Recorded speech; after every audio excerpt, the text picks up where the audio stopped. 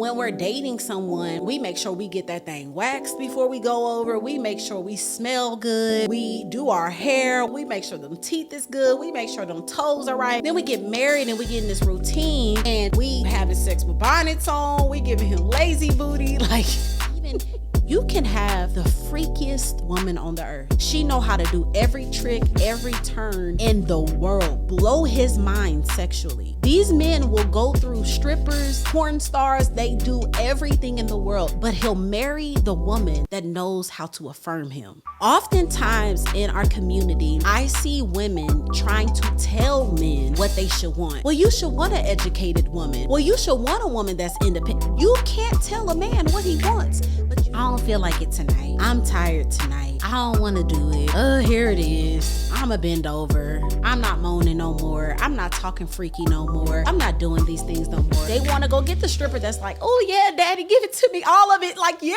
The vibe. Can't block my shine. Can't kill my high.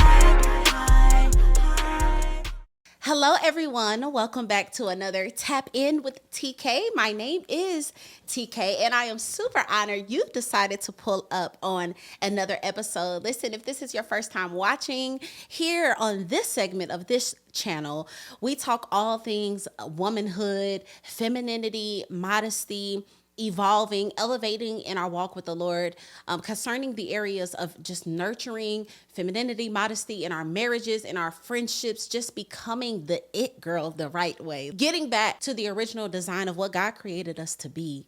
And so if that's something that you like, baby, go ahead and click that like button, go ahead and click that subscribe button, notification bell, comment, do all of the things. Listen, there is so much meat in today's video. I couldn't wait to sit down and talk to y'all. I sat down, got in my prayer closet. I was talking to the Lord like, hey, what do you need to tell your daughters? And when he dropped this title on me, I said, oh, baby, this is about to be a banger. This is about to be it. So I get in the shower after he gives me the title and I'm washing up and I'm talking about point after point started downloading in my spirit to where I literally called my daughter to come bring my phone to me, give me a towel to wipe my hands. And I'm halfway out the shower typing as the Lord is dropping these points on me. And so I know that this is going to be impactful because it was impactful for me first. And I pray that you are blessed. I believe that you will be blessed. If you watch this video is for you. I can say that with confidence. This video is for you. So if you've been watching Tap In with TK, first and foremost, I want you to comment down below if you watch this video. All he wants is meals, sex, and respect. Man, that was a banger video. Although my audio was not where it is now, I was in my bedroom,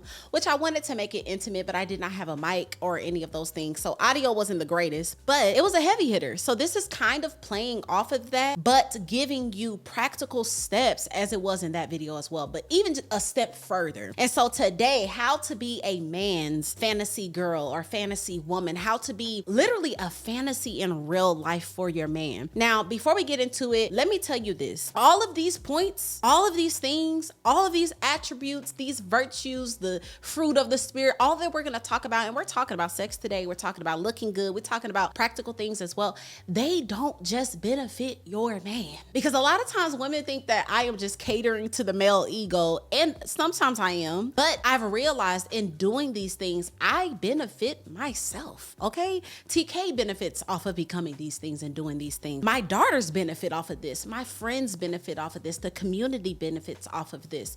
So just know when we talk about pleasing a man and becoming this fantasy girl, becoming the it girl for your man, it's not just for your man. They think that we putting on this oil and looking sexy for him at night just for him, but this helps us too, okay? We're gonna be going over 10 practical ways that you can become your man's fantasy girl, or maybe your future man fantasy girl. Get your notepad, write these things down. Whatever the Lord drops in your spirit as I'm talking about these things, write it down. Number one, I feel like this is gonna be one that people might roll their eyes over. If you don't take number one seriously, none of the other points that I'm gonna bring up later will matter. If you do not know that this is the mountaintop, this is what everything else flows from. If you ignore this point, nothing else matters. But if you get this point, everything else becomes easier. And that is heal. Go on your healing journey. aggressively get therapy, get the counseling, read the books, get a mentor, get a coach, invest in your personal development. It doesn't matter what sex books you read to be able to put it down on your man. It don't matter what feminine coach you hire to be more prissy and be more girly. If you have not been able to sit down and talk to a professional about the trauma that you've been through, the PTSD that you have developed because of toxicity or because of the way that you were raised, because of molestation, you were touched in a certain way, and you've had back-to-back partners that have verbally or emotionally or even physically abused you. If you do not touch these things, you will not be able to do any of the other points that I'm going to talk about. And also, in order for you to be a healthy woman, because a fantasy girl, the viewpoint that I'm coming from is a woman that is healthy. You will not be able to be sexy, serve your man, honor him, because this woman that I am talking about is a woman that knows that she is a servant, but not in the viewpoint of I am just born to serve him, but I am a servant because that's what my Lord is. And I benefit off of being a servant, and everything comes from this place. But you won't know that if you are full. So you have to empty out the trauma. You have to empty out the mother issues, the daddy issues. You got to talk about it, sis. There are so many things that we will hire someone for. We will hire a nail tech to come to our house to do our nails and our toes. We will search up and down for the best braider in our town. We will do our due diligence to make sure we look good on the outside, but we are not invested in our internal healing. What do you need to heal, sis? What is that wall? What is that point? What is the blockage that's keeping you from being vulnerable? What is that place that made you so needy and dependent, and you expect miracle working men to come in your life and just wipe away all of your stuff? You expect so much from people because you haven't healed. You haven't really sorted out why you are the way that you are. You don't even know yourself. So that is number one, heal. You have to heal. You have to get intentional. I am telling you, listen, hire the coach, hire the mentor. And if you cannot afford it, and let me say this before I even say you cannot afford it, because some of us just cannot afford it. Some of us can, we just got to save up. I was just thinking as I was driving to Starbucks today, but I was just thinking about how if I go on a date with a girlfriend, I would easily drop $250, $300 on an experience. I would easily drop $300 on me and my friend. Baby, me and my husband, I'll drop a band easily. But if you see $199 for a coach, you like, We got to ask ourselves, why don't we feel that there is value in investing in personal development? Why don't we see value in hiring a counselor? Why don't we see value in those things? And so there's one thing to just simply absolutely not be able to afford it. There's another thing that, no, you just got to be intentional and save up for that. But if you absolutely cannot afford it, there are free things to do, like journal, like pray, like meditate. When I say meditate, I'm not talking about rum yin yang. I'm talking about meditating on God's word. I'm talking about sitting in his presence and not saying any words. I'm talking about exercising, develop healthy habits that will allow you to go through a healing process in a way. Get your self-guided journals, get your affirmation books, do whatever you got to do on your level, on whatever your penny can afford. Heal. Number 2, make his meals. Now listen, I don't know what happened, but we are in a culture of women that don't care about cooking. They just simply don't care. They're like, I'll cook every once in a while, but I'm okay with Chick-fil-A. I'm okay with Wendy's. And don't get me wrong, baby, we might grab something every once in a while. Not only, and let me say this, to be able to make a meal, but to be educated in the kitchen. What am I talking about? There's a difference from a woman that knows how to make smothered pork chops and greens and sweet potatoes and cornbread. I mean, and it'll make your soul be like, oh my God, this was a meal. There's another level to a woman that's like, baby, I know that's good, but tonight let's eat some clean salmon. Let's eat some wild caught salmon with some asparagus and some carrots and a kale salad. And she's doing her due diligence not only to fill your stomach, but she's educating herself to make sure that she makes comforting meals and keep you alive. Now, that's a different type of woman. Let me just tell you that. To be educated in the kitchen is a different level of a cook. Baby, I know how to get a pig, get a pork chop, put that gravy on it, baby, get you some good homemade mashed potatoes with some homemade gravy and homemade baked 4-cheese macaroni and cheese and homemade cornbread, baby. I know how to make the red velvet cakes. I know how to make the sweet potato pies. I know how to make the greens. I know how to make the cabbage. I know how to make it. And yes, it's good, but is it good for him? And I think this is a conversation that it needs to be had in the Black community. We don't only need to know how to throw down. Can we get educated in the kitchen and throw down so that our men can go and thrive? So that after he eats that meal, he ain't just going to sleep. He can still go back to work. He can still live after that. We don't have to have colon diseases. We don't have to have heart disease. We don't have to clog our arteries. We can eat good meals and still live. So get educated in the kitchen, sis. Get your cookbooks. Write down those meals that are healthy. Take your time to care about how you're feeding your family, how you're feeding your children. Care about cooking. Number 3, discern and give him space. Now, this is a big one. Women, we decompress by talking our issues through. Men oftentimes decompress by silence, by escaping, by going to their man cave, by thinking it through, by getting in solution mode. And sometimes the worlds can crash because we're like, he just comes home and he goes in his man cave and he's not talking to me. Baby, give your man an hour. Give him an hour and a half. Give him 2 hours to come home, to decompress, to sit in his thoughts, to escape whatever it is. If it's ESPN, if it's playing ball, if it's whatever your man thing is, give him that.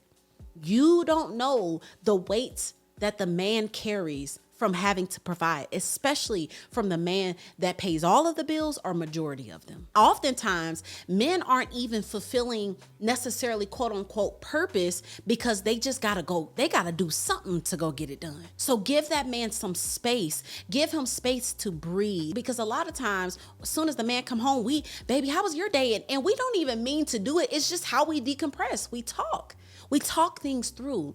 But if you allow him to have that space, now it's one thing for your man to live in the man cave. You know, we're not talking about men that are just straight up living in the man cave like, buddy, you got to come out. We're not talking about unhealthy escaping, unhealthy avoidance. We're talking about a man that's just like, give me a moment, give me a second, gather my thoughts, sit on the back porch. Give him that moment to decompress. Give him that moment to have that space. Because once he comes out of that, you got that meal ready for him, okay? That warm, nice meal that's not going to clog his arteries up and make him constipated, right? Then you're able to talk. He's decompressed. He's had a good meal. Now we can talk. The kids are settled in. You know what I mean? Be aware and discern your man's atmosphere and know that he thinks different of you, because this is where the arguments happen, where it's like he comes home, he doesn't care about me. Baby, he ain't thinking about you.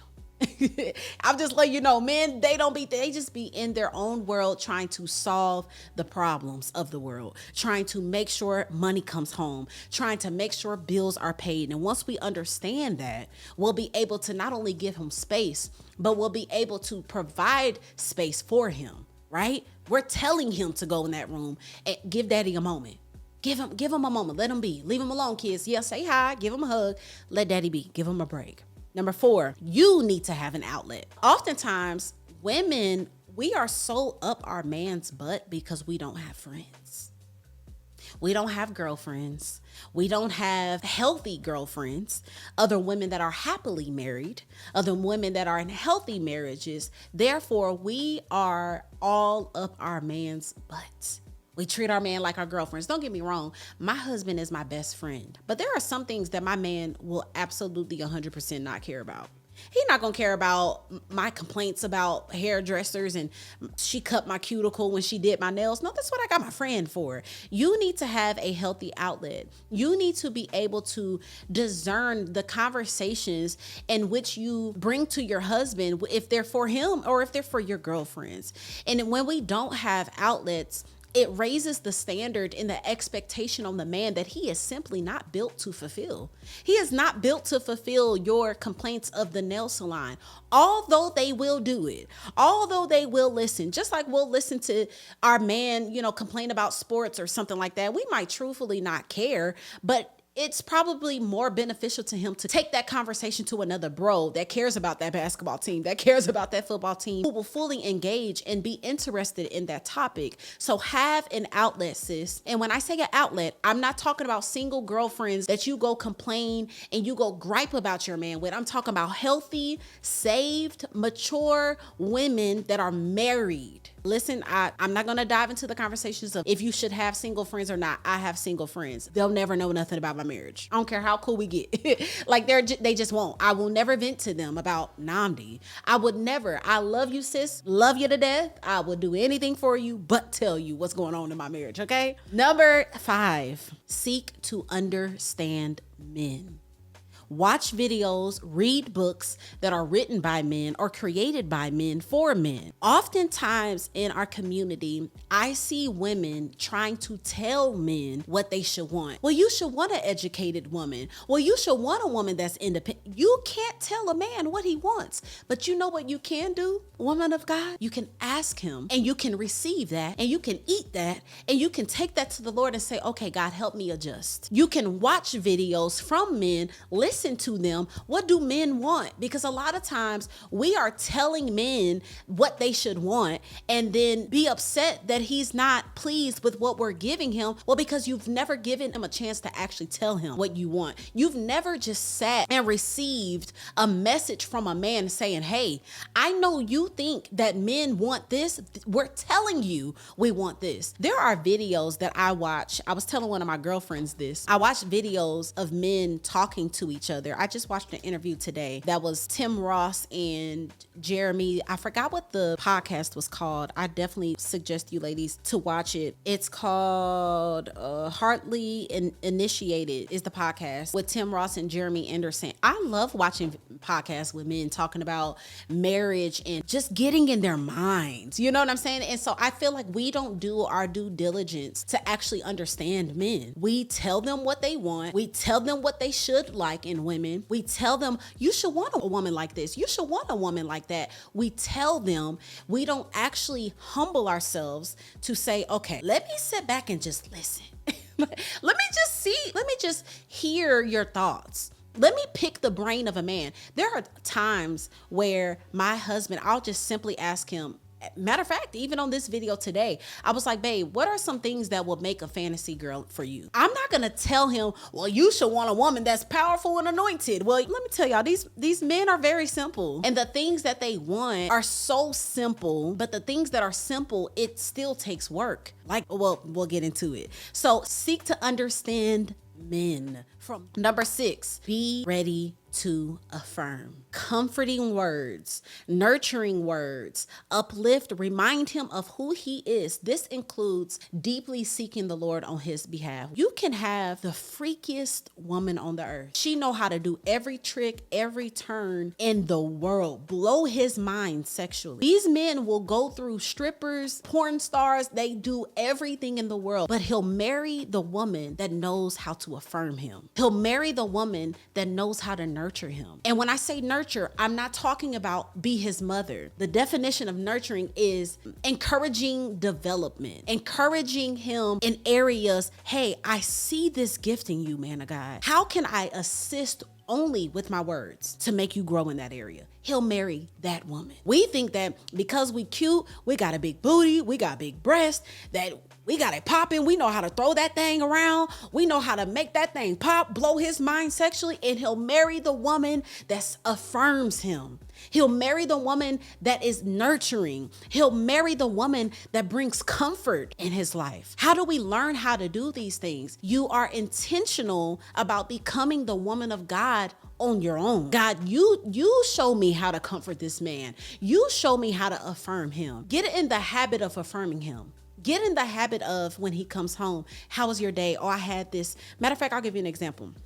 My husband had a hard day at work and he was just saying like, man, I don't know about this. Like, I'm just not sure, right? True story. And I reminded him of who he was. I said, you do know you're the best salesman in the world. You remember that in every company you rose to the top. You know that in every company, you were killing them. You know, in every company, you was banging them numbers. You know, you was knocking them out. What's different about this? Yes, it's a new system. Once you learn this system, I said, give it a month. You'll be the best in that company again. Get in the habit of reminding your man of the warrior that he is, of who God created him to be. Even if he isn't showing the attributes right now, we gotta get in the habit of affirming, of comforting, of nurturing, and involving ourselves in his world enough to know how to do it. We gotta be selfless enough to know how to affirm him. And so I see you trying to get out here, you trying to be the next CEO of this company. How can I assist? I might not know the lingo, but what I do know how to do, I know how to talk this talk to remind you that you are the man. I know how to do that, okay? Number 7, be his friend. Don't nag him about doing guy things. Include yourself in watching the game. Go to the gym with him. Watch sports with him. Just show that you are interested in the things that he's interested in. Now, I know this might be a hard thing for some women because I'm not a sports girl. If y'all been watching me for a while, y'all know I'm a girly girl, baby. Nails, makeup, hair, pink. Like, that's it. And what's so crazy is even when I've involved myself in some of the conversations, just I'm like, okay, you know what? I'm gonna just watch this interview with him. I found myself actually interested in it. And you can see how he comes alive, that you actually care about the things that he cares about. When the friendship is lit, maybe the marriage, what? When you are involved in just being in his space, there are times where Namdi's watching the game and I'll just sit on the couch with him. Here's some nachos, here's some pizza, whatever. I might not be sincerely interested, but next thing I know, I'm watching it and I'm like, dang, why he elbow him in his mouth like that? Man, I would have knocked him out. You know, and he finds that cute. He finds that like, dang, she's selfless enough to actually bring herself in my world. So become his friend. Ladies, I think sometimes we lose that friendship. And I want to just talk about cheating really quick. A lot of times, you know, men are cheating for sexual purposes, but these women that sometimes they cheat on their wives with are women that just sat down with them at the bar and had those conversations, and they weren't able to talk to their wife like they used to anymore because, you know, she's nagging about the kids and you're not helping with sweeping around the house, and you know, where's the money at, and the light bill looks like it might be overdue. What is so much that comes with being a wife. I get it, but we got to remind ourselves that we are friends at the end of the day. We got to remind ourselves that we first are supposed to be his best friend. And so be his friend. Don't forget that you are his friend. Don't forget the days that y'all sat in the car and y'all was laughing and listening to music and rolling around. Don't lose those moments, man. That's what's sexy to him. Number 8, baby, we gotta look good. I don't know what happens in a marriage where the woman loses interest in looking sexy for her man. I'm not sure what happens. I don't know if it's just the mundane of life, the everyday, take the kids to school, the bills. I mean, I'm pretty sure it is those things. But I just want to be the woman that consistently reminds my sisters not only to look good for him, but for yourself. But let's speak about looking good for your man. You are a reflection of your husband. And when your husband sees that you are no longer taking care of yourself, you are no longer putting on the lingerie, you are no longer shaving and waxing and doing whatever you did in the beginning, that is a reflection of him. And he equates that to the image of his success. This is why we look at those men and be like, oh, he went and got a trophy wife. Well, I mean, because the woman is his success in a way. This shows that I'm taking care of her. Yeah, she went and got that outfit. Yeah, she in shape. Yeah, she oiling up them legs. Look at my wife come in this building with those heels on and her lips glowing, and you know, she has this feminine energy about her. It is almost like that is his success. And so we got to be adamant about having those self-care routines. We have to be adamant about investing in ourselves. What is a mandatory reset day for you? What is a non-negotiable self-care routine that you have for yourself? A non-negotiable for me is my hair, my feet, and my nails. Point blank, period. Waxing, shaving, all of that, it might go under. Now, I'm a shave, but you know, like going to get things waxed and all of that. But that might be your thing. Like, baby, I gotta be bald as a baby. You know? Okay, if that's your non-negotiable thing, do that.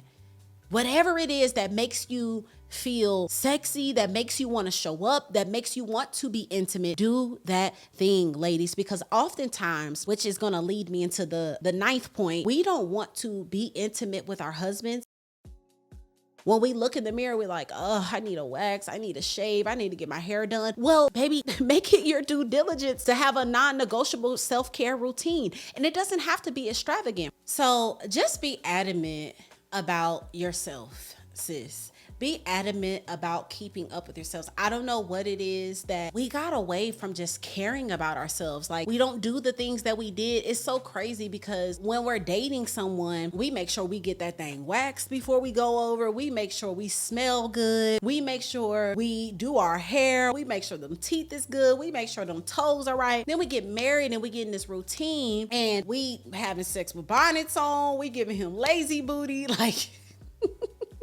And I understand it. Like, there are seasons where things aren't just as they were, and you know, you go through those moments, but I just want us to snap back into it, get back into looking good, get back into being sexy, get back into caring about how you look. And I'm not talking about just in the bedroom, throughout the day. Put your lip gloss on. One of the biggest things that I do is have my loungewear sets where, you know, I just wear my dresses and I just wear my skirts and my little outfits at home that match. And I'm not just throwing on his t-shirt and walking around with ashy ankles all day. Like, care about how you look throughout the day, because my husband work from home. He keeps seeing me. Eventually, you know, it's gonna do what it gotta do. And it's not even for him, although he benefits off of it. It's for me. It's for me to be productive. It's for me to desire him, because again, ladies, we are hesitant in being intimate at times because we don't feel like we look good. We don't feel like we are fresh. So have the morning routine that'll make you feel good. Have the night routine. If that's getting in the shower, y'all know I've talked about this before, but get in the shower, light the candles, do the oil diffuser, whatever it is that can keep you in that moment. We got to do whatever we got to do to make sure we keep ourselves looking good, feeling good, so that we can benefit one another. But number 9, be a super freak. Now, we have to have the conversation about sex in the Christian community way more. And trust me, y'all, when I say I am seeking to get in rooms so we can have these conversations as women, because it is something that is missing, but it is something that is talked about on the low. When we talk about cheating and we talk about men stepping out, don't get me wrong, man gonna be lustful, he gonna do what he do. If he is not right with the Lord and he is letting his flesh take over and he is not operating in integrity, I'm not saying that we can control a man if he cheats or not. What I do on this channel, though, is I have real conversations that can hold us accountable. So listen, if you are sensitive, if you are really bothered by this type of stuff, again, skip this point. But there is something that I find so bizarre that we go out of our way when we have sex with someone that is not our man for the first time. We want to make sure we give him our all. Like, it's like I gotta perform. Like, I've been in conversations with women like, girl, I put it down on a Negro that ain't your husband.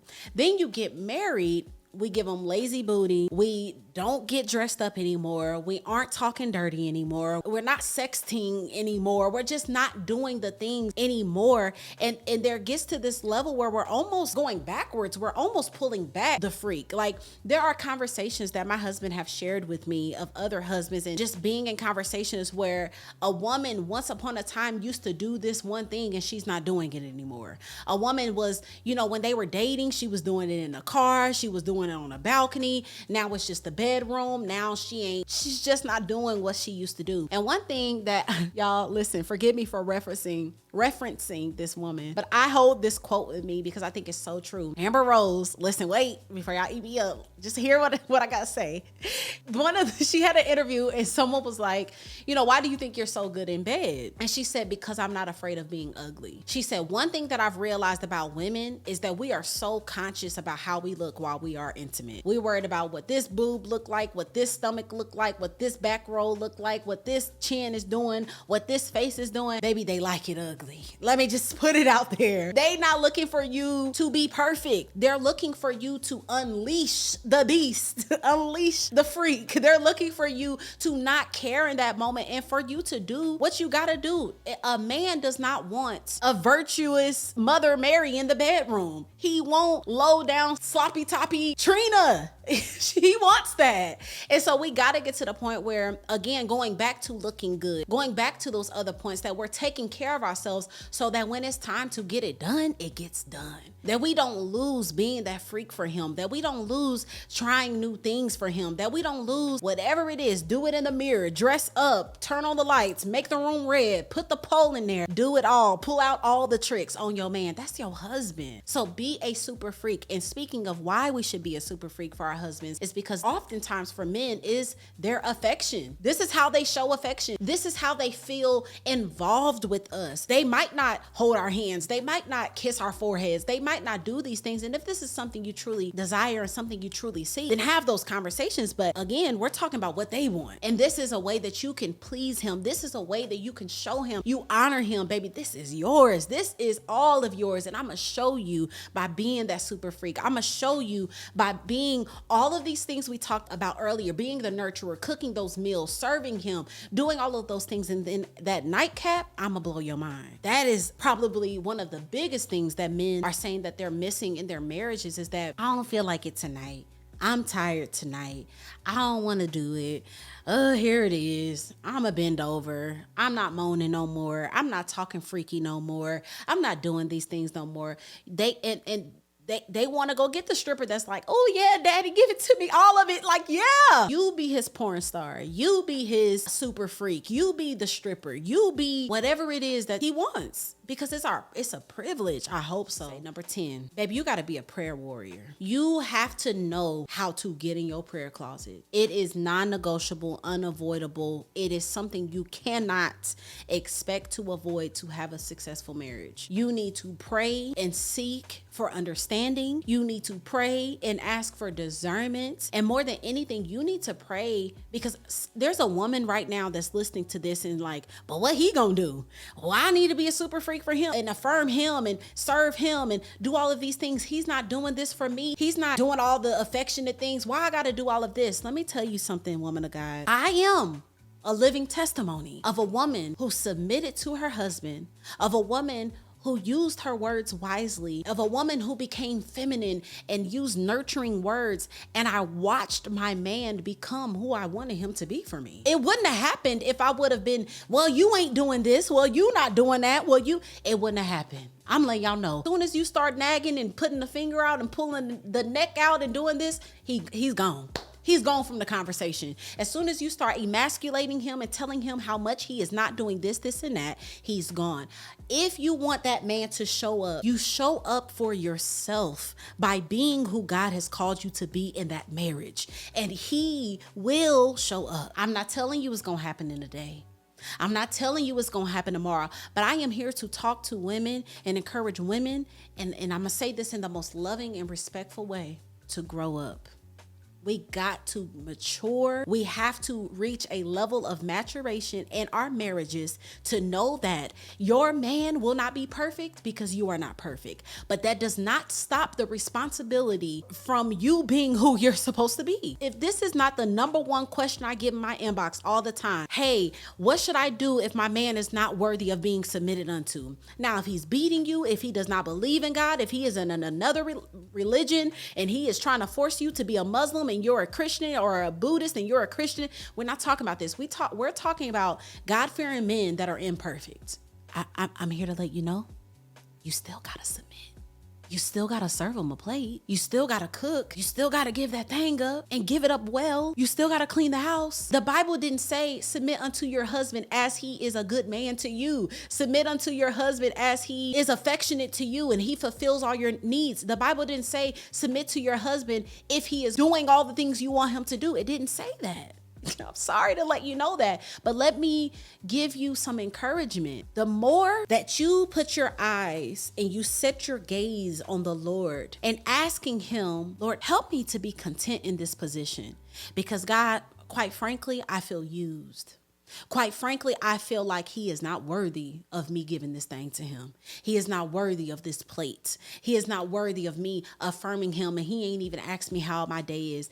The more that you begin to have these conversations and you say, Lord, help me to know the beauty of being a servant. You're praying to the number one servant of the world, Jesus. We didn't deserve for Jesus to come and serve us.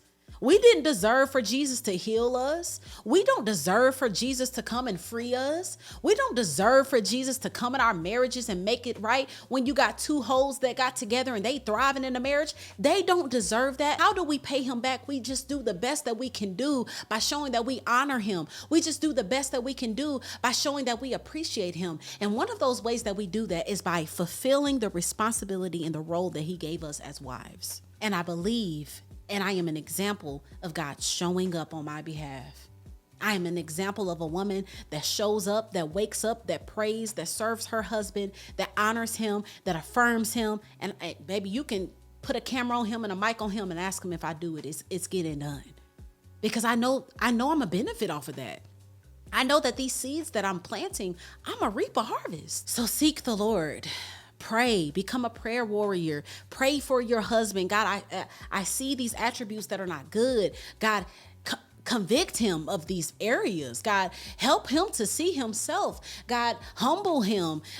Help him to hold himself accountable. Whatever you see your husband doing, pray for him. And then more than anything, the ending point is you got to pray for the Lord to help you to be content in serving your husband, even when you don't feel like he is worthy of being served.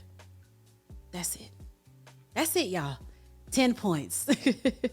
I just feel a heaviness in my heart right now, though. Let me be honest, for someone that's listening to this that might be offended by what I am saying, that might feel like, man, I'm dealing with a difficult husband. I'm dealing with a husband that doesn't listen to me. I'm dealing with a husband that ain't really in his prayer bag. He ain't fasting. He ain't really talking to the Lord. I feel it heavy in my spirit right now to speak to you, woman of God. If you are dealing with a man that you feel like is not worthy of being submitted to it, that is not worthy of you serving him and being served, if you feel like you are dealing with a man that he is not in his position and he's not leading well, let me tell you something. Do not undermine or undervalue the prayer of a righteous wife. Don't belittle the power of your prayers. Stay in it, sis. If he's not cheating, he's not beating you, he's not doing weird stuff that, okay, now we got to have some conversations about, doing what you got to do. If he's not, and he's just not being the greatest man, I'm here to encourage you that if you keep sowing the seeds, if you keep praying, if you keep showing up, and let me tell you this also, he's not the only one that's going to benefit off of you staying in it. He's not the only one that's going to benefit off of you looking good and affirming him and serving him plates and praying for him. He's not the only one that's benefiting off of that. Woman of God, you are becoming a better woman. You're becoming a better mother. You're becoming a better friend. You're becoming a better sister in your community. You begin to build the stamina so that the next wife that's like, man, sis, I don't know, he kind of getting on my nerves. You can share with her your testimony. Sis, I was there. Let me tell you, my husband wasn't opening up these doors. My husband wasn't taking me out on dates, but my God, he's doing it now. Because I stayed in there. And so I want us to become warriors of wives. I want us to become really mature in our relationship and our walks with the Lord, to know that I ain't even looking at him. You know what I'm saying? Like, and continuously stay in the fight. I promise the Lord will show up. But get in your position. You don't want to fight flesh with flesh. Put your head down, humble yourself enough to trust that God, you'll show up because I'm doing my part. When you get to the judgment seat with the Lord's not going to be like, so how did your husband treat you on earth? No, he's just going to judge you for how you handled your position. So handle it well, and not for the sake of your husband, but for the sake of God. And it is what he wants us to do. That's all. Listen, if you found any type of substance of this video, go ahead and like it. I pray that you are blessed. I pray that you are ready to apologize, ready to repent, ready to go to the prayer closet and say, Lord, help me in this area. I'm not doing this anymore, and I want to do it again. I want to get back in my bag of being a great wife, or maybe a great wife for the first time. And if you're single, man, take account of this. Listen to these things. Listen, I love y'all. I don't want to make this any longer. I knew it would be a heavy hitter today. I pray that you are blessed by this. If you were, share it with a friend. Share this with your friends. Share this with your brothers in Christ, your sisters in Christ, whatever it is. And that's it. Until next time, I will see you on the next Tap In with TK. Bye, ladies. You didn't know me, all you wanted was a game.